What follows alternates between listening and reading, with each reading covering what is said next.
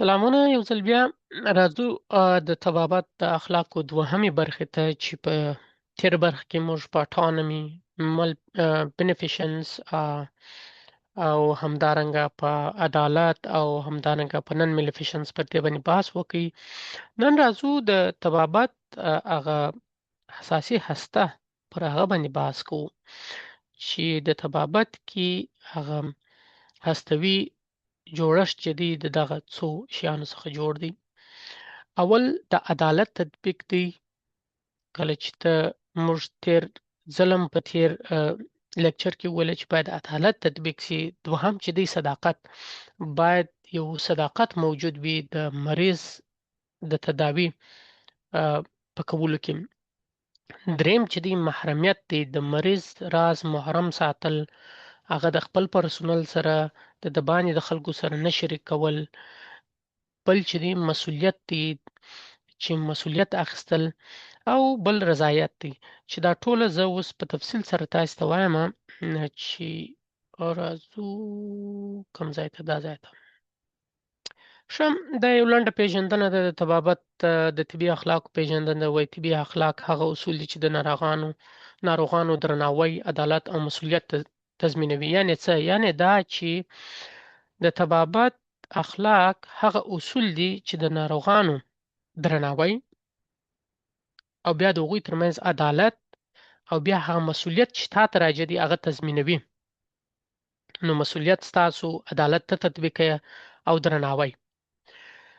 ناروغان درناوی یعنی څه؟ یعنی ناروغان تا ته وروسته درناوی کوي، ته به هغوی ته کوي.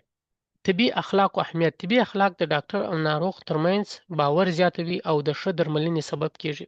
پر دې باندې موږ مخکې هم بحث وکړي. د ناروغ حقونه. هر ناروغ د احترام، محرمیت او مناسبې درملنې حق لري. او د ډاکټر مسؤلیتونه. ډاکټر باید رښتینی، صادق او مسلکي چلند وساتي. او بل چې دی محرمیت، د ناروغ شخصي معلومات باید خوندي وساتل شي او بې اجازې شریک نشي. اوس راځو د دغه ځای څخه بحث وکړو د ناروغ حقونه. هر ناروغ د احترام وړ دی چې هغه ته په ډیر احترام سره د هغه تداوی وشي. هغه ته باید په سپکه ونه کتل شي او د تداوی په جریان کې باید د ناروغي د ناروغي په هکله معلومات ورکول شي او همدارنګه د تداوی په هکله معلومات ورکول شي او د مریض راز وساتل شي. حتی د خپل د پرسونل ترمنځ باید د مریض راز افشا نشي او همدارنګه هغه مناسبه درملنه چې کوم مریض ورته ضرورت لري هغه ورته اجرا شي. دا د مریض حق و چې باید ورته ورسیږي. اوس راځو د ډاکټر مسؤلیت څه دی. اول او اساسي، ډاکټر باید رښتینی او صادق وي. داسې نشي کېدی چې مریض ته داسې به وایي د دې پر ځای چې د مریض تداوی ته کار وکړي د فارماسوټیکل کمپنۍ ته کار کوي یا هغه کمپنۍ ته د دواو کمپنۍ ته کار کوي. دا رښتینولي نه شوه، دا صداقت نه شو. او مسلکي چلند وساتي. اوس مسلکي چلند دې ته وایي کله چې مریض تا ته راځي هغه مریض دی، هغه ناجوړ دی، هغه په تکلیف کې دی، هغه درد لري. کله چې هغه تا ته خپل درد او جریان وایي، ډاکټر باید ډیر په آرام سره هغه ته غوږ ونیسي. یعنی دا احساس باید مریض ته ور نه کړي چې زه تر تا بالا یم، زه تر تا ډیر پوهیږم او ته خبرې مه کوه، ته نور په څه نه پوهیږې. دا د ډاکټر مسؤلیت نه دی. نو مثالونه یې ډیر دي خو دا داسې ما په لنډ ډول ما درته واضح کړله. همدارنګه محرمیت دی چې د ناروغ شخصي معلومات باید خوندي وساتل شي.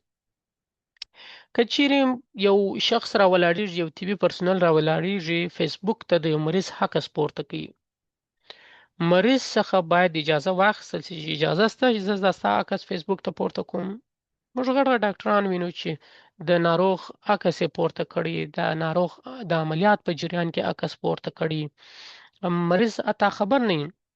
ځینې ډاکټران اجازه ځینې اخیستې چې کوم چې زه وینم یې ځینې ډاکټران په ویډیو په جریان کې لا ورته وایي چې دا زه سوشل میډیا ته پورته کوم، ته خو به څه اعتراض نه لري؟ هغه وایي نه زه یې نه لرم.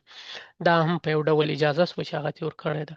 خو ځینې داسې دي چې هغه مریض خبر نه وي او د عکسونه پورته کړي، نو دا د طبابت د اصولو خلاف کار دی.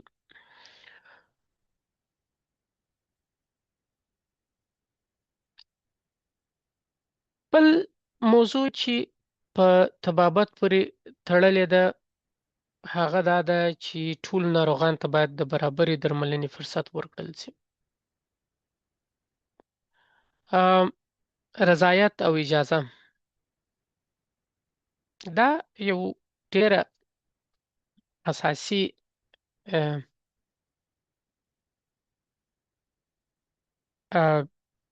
په اصطلاح یو جز دی د طبابت د اخلاقو، چې رضایت او اجازه له هرې طبي پروسې مخکې باید د ناروغ رضایت واخیستل شي. هره طبي پروسه مریض ایکس رې کوي، ته باید مریض ته ووایې مرشي شوله چې بینیفیشنز دغه ځای کې دلته راځو. بینیفیشنز مریض ته بهترینه تداوی انتخابول.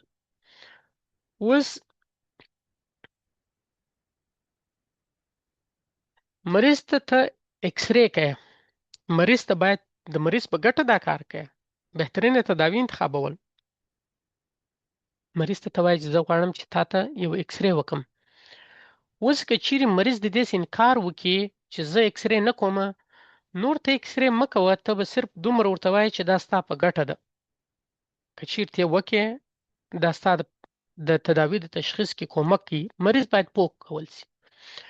د وینې معاینات ورته کوي، همدارنګه باید مریض ته تشریح کړي او مریض باید په دې راضي شي چې د وینې معاینات وکړي. او دا که ته معایناتونه ورته لیکي او هغه کوي او هغه په دې رضایت ونه لري دا معاینات زه نه کوم او تی ورته لیکي او هغه مجبور یې چې کوي، ځکه هغه په درد کې دی، په تکلیف کې دی، نو بنان هغه یو خو د مریض رضایت نشته پکې، بل هغه اساسي خبره چې ما مخکې کړې وه د ډاکټر او مریض ترمنځ د اعتماد پل، دا څوک جوړي؟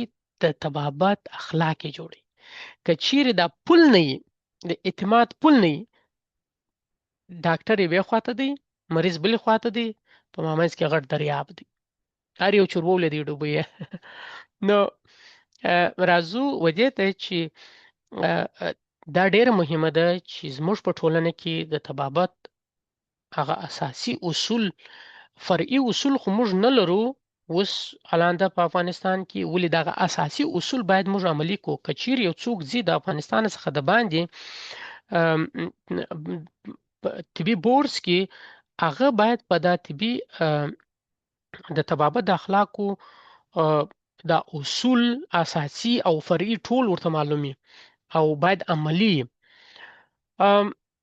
راځو بل موضوع چې د درملو استعمال، دا داسې موضوع ده چې زموږ په ټولنه کې خو بیخي یعنی زه به داسې ووایم چې هیڅ نسته. د درملو بې ځای استعمال د ناروغانو او ټولنې لپاره زیانمن دی.